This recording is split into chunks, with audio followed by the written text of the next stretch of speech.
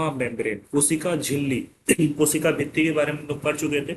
कोशिका भित्ति जो था वो क्या था? वो था हमारा, देखो यहाँ पे ये जो दिख रहा है, ये एक मिनट हम दिखा रहे हैं आपको।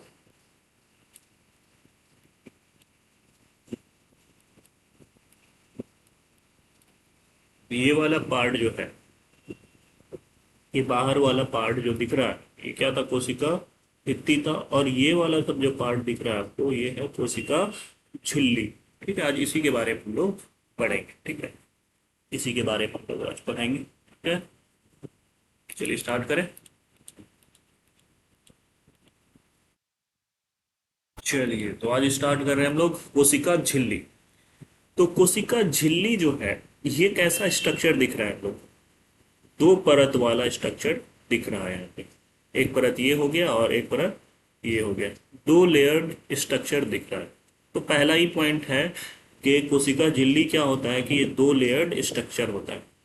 और देखो इसमें दो पार्ट आपको दिख रहा है। एक तो हेड दिख रहा है इस तरह का, इसको हेड बोलते हैं हम लोग।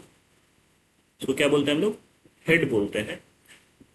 और एक तो ये वाला जो पार्ट दिख रहा है, इसको टेल बोलते हैं। ठीक है, हेड और टेल, ये दोनों का अलग अलग नाम है। तो ये दो लेयर्ड स्ट्रक्चर होता है और इसमें मेनली दो पार्ट कंसीडर करते हैं हम लोग, हेड और टेल। ठीक है, तो हेड वाला पार्ट जो है, ये जो है हेड वाला पार्ट जो है, जल प्रेमी होता है। ये जल प्रेमी, हाइड्रोफिलिक, हाइड्रोफिलिक। ठीक है, और जो टेल वाला पार्ट जो होता है, ये जल विरोधी होता है। जल विरोधी मतलब कि साइंटिफिक नाम अगर देंगे तो इसको क्या बोलेंगे? हाइड्रोफोबिक। हाइड्रोफोबिक। ठीक है, तो ये जल, ये जो है वाटर से ये इंटरेक्ट कर सकता है, लेकिन ये नहीं। ठीक है, टेल वाला पार्ट। यहां तक क्लियर? तो कितना पॉइंट हो गया? ये दो लेयर्ड स्ट्रक्चर होता है पहला। दूसरा, इसमें हेड और टेल होता है। ठीक है, हेड और टेल होता है। तीसरा, और हेड, नेक्स्ट पॉइंट हम लोग क्या पढ़े कि हेड जो है ये हाइड्रोफिलिक होता है और टेल क्या होता है? हाइड्रोफोबिक होता है। ठीक है, यहां तक क्लियर? अब चलो, अब ये जो टेल वाला जो पार्ट है, हेड वाला पार्ट, ये फास्फेट ग्रुप का बना होता है। ठीक है, ये फास्फेट ग्रुप का बना होता है। ये वाला पॉइंट हमको याद रखना है, फास्फेट ग्रुप का बना होता है। और टेल वाला पार्ट जो है, वो क्या, किस चीज का बना होता है? ये लिपिड का बना होता है। ठीक है, ठीक है। तो ओवरऑल जो है, ये जो है पूरा पूरा जो इसको, ये किस चीज का बना होता है? फास्फोलिपिड का बना होता है। ठीक है, फास्फोलिपिड का बना। ठीक है, समझ समझ आ रहा है? तो ये किसका बना होता है? ये फास्फोलिपिड का बना, ये बना होता है।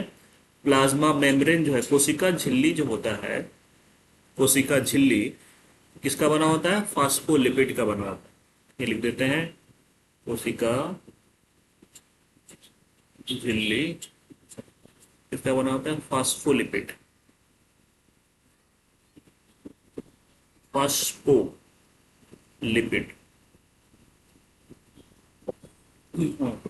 ठीक है, यहां तक क्लियर है?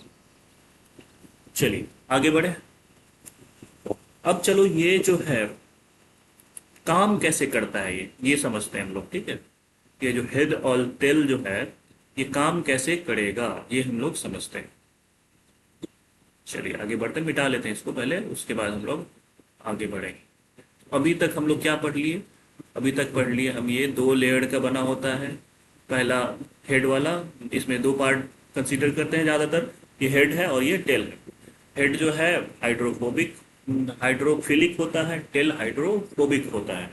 और हेड वाला पार्ट जो है वो किसका बना होता है, वो फास्फेट ग्रुप का बना होता है, और ये जो टेल वाला पार्ट है ये लिपिड का बना होता है, ठीक है।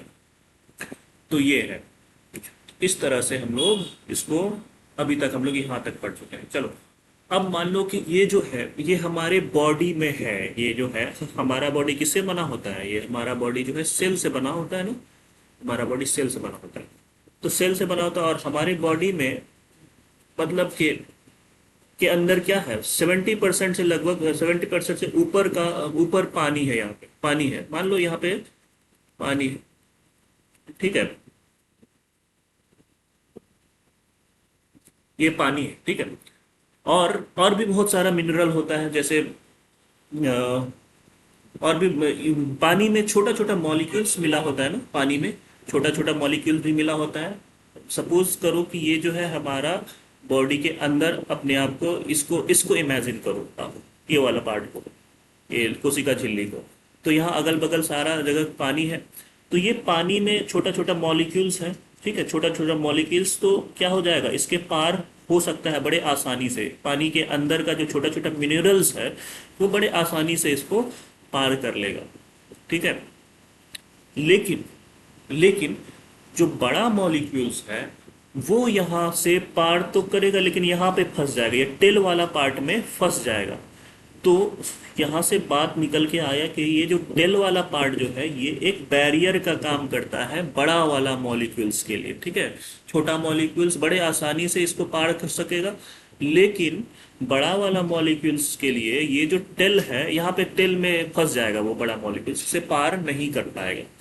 तो ये टेल वाला पार्ट का काम क्या है, एक बैरियर का काम कर रहा है, रुकावट बाधा का काम कर रहा है। यहाँ तक क्लियर है, ठीक है।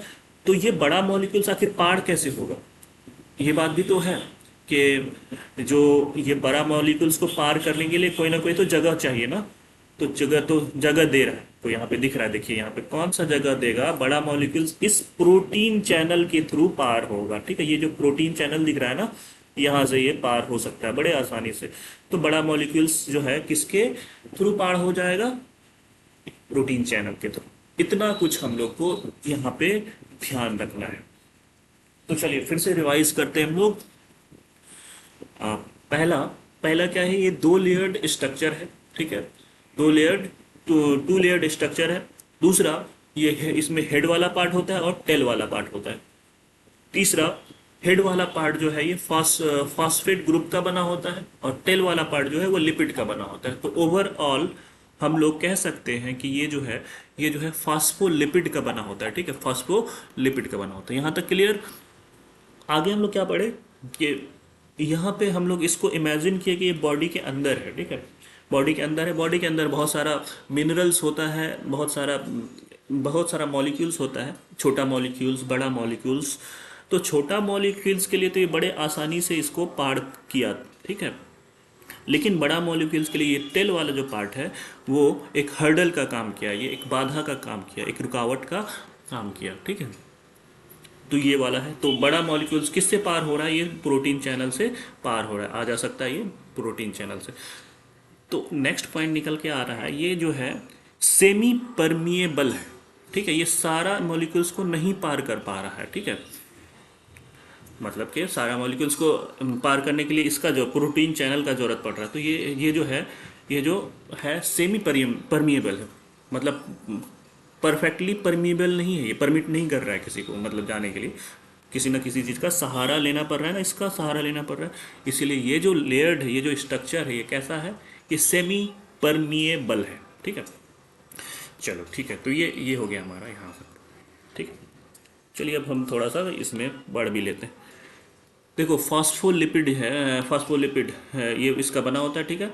यह मेम्ब्रेन का ढांचा बना, इसमें हाइड्रोफिलिक सिर, ठीक है, जो जल का प्रेमी है, और हाइड्रोफोबिक पूछ जो जल भूमुखी है, ठीक है। इसलिए केवल कुछ छोटे नॉन पोलर अणु जैसे O2 CO2 आसानी से पार कर सकते हैं। ये छोटा अणु बड़े आसानी से इस लेयर से पार हो सकता है, लेकिन बड़ा अणु इसे पार नहीं कर पाएगा। जैसे यहाँ पे पढ़ो, यह बाधा का काम करती है, पानी में घुलने वाले पदार्थ सीधे पार नहीं हो सकते, ठीक है। जैसे बड़ा बड़ा मॉलिक्यूल्स कौन कौन हो सकता है, ग्लूकोज हो सकता है, अमीनो अम्ल हो सकता है, आयंस, ये सब पार नहीं कर सकता है। ये सब पार करने के लिए किसका सहारा लेना पड़ेगा हमको, इस प्रोटीन चैनल का सहारा लेना पड़ेगा, ठीक है।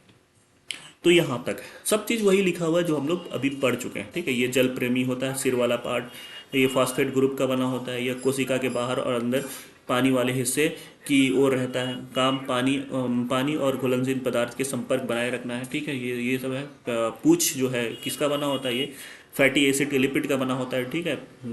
ये पानी से दूर रहता है ये, और ये बाधा भी काम करता है, ठीक है। ये सब चीज़ लिखा हुआ है यहाँ पे, ठीक है। चलो एक फैक्ट्स है यहाँ पे।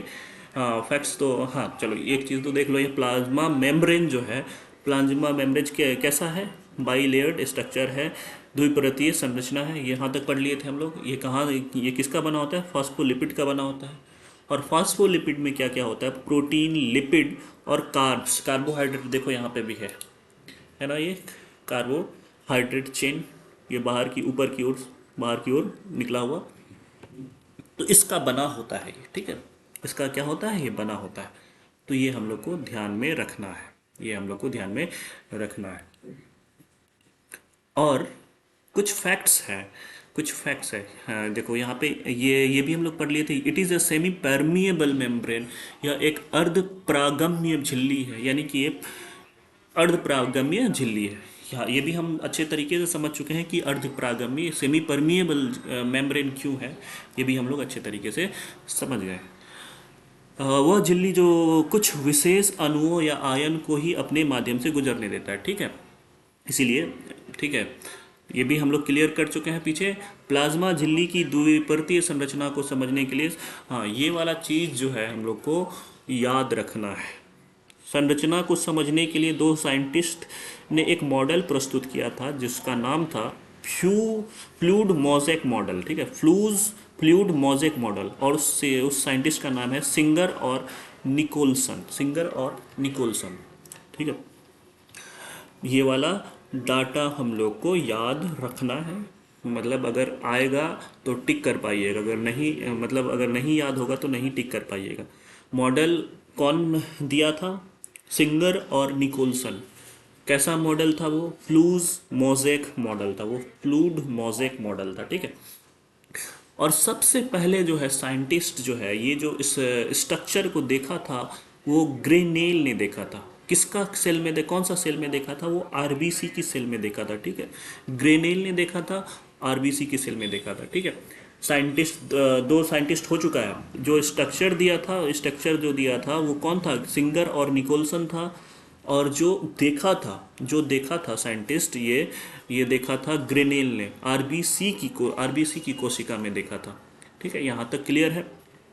और अब आओ, ये खोज किसने किया था, ये खोज था ये साइंटिस्ट ने किया था, ग्रामेन और नागेली, ये दो साइंटिस्ट था जो कि इसका खोज किया था। ये तीन साइंटिस्ट हम लोग को याद रखना है, क्योंकि ये एग्ज़ाम में डायरेक्टली पूछ लिया जाता है साइंटिस्ट कि कौन कौन खोज किया था। तो ये स्ट्रक्चर कौन दिया था, स्ट्रक्चर कौन दिया था, तो ये सिंगर और निकोलसन। और सबसे पहले ये जो देखा था, ये जो स्ट्रक्चर देखा था वो कौन था, ग्रेनेल था। किसके कौन से सेल में देखा था, तो आरबीसी के सेल में देखा था। और इसका जो मोटाई है, ये जो कोशिका झिल्ली का जो मोटाई है, ये हम लोग को याद रखना है कितना। ये देखो यहाँ से यहाँ तक का जो मोटाई है, ये 77 एंगस्ट्रॉम, या फिर 7.5 नैनोमीटर, या फिर 0.0075 माइक्रोमीटर होता है यहाँ तक का चौड़ाई, ठीक है। या तो एंगस्ट्रॉम में दे देगा तो 77, अगर नैनोमीटर में दिया तो 7.5, और माइक्रोमीटर में दिया तो ये, ठीक है। ये सब डेटा है, ठीक है। तो सब डेटा को हम लोग को याद रखना है। चलिए, तो यहाँ तक हम लोग छोड़ते हैं, ये हो गया। अब यहाँ से हम लोग आगे इसका PYQ लगाएंगे, जो बहुत सारे एग्ज़ाम में पूछा गया, नीट, CGL, BPSC, ये सब सारे एग्ज़ाम में इसका पूछा गया, तो हम लोग इसका PYQ लगा लेंगे। उसके बाद हम लोग न्यूक्लियस के बारे में पढ़ेंगे, ठीक है। अभी तक के लिए इतना ही रहने देते हैं, ठीक है। Thank you.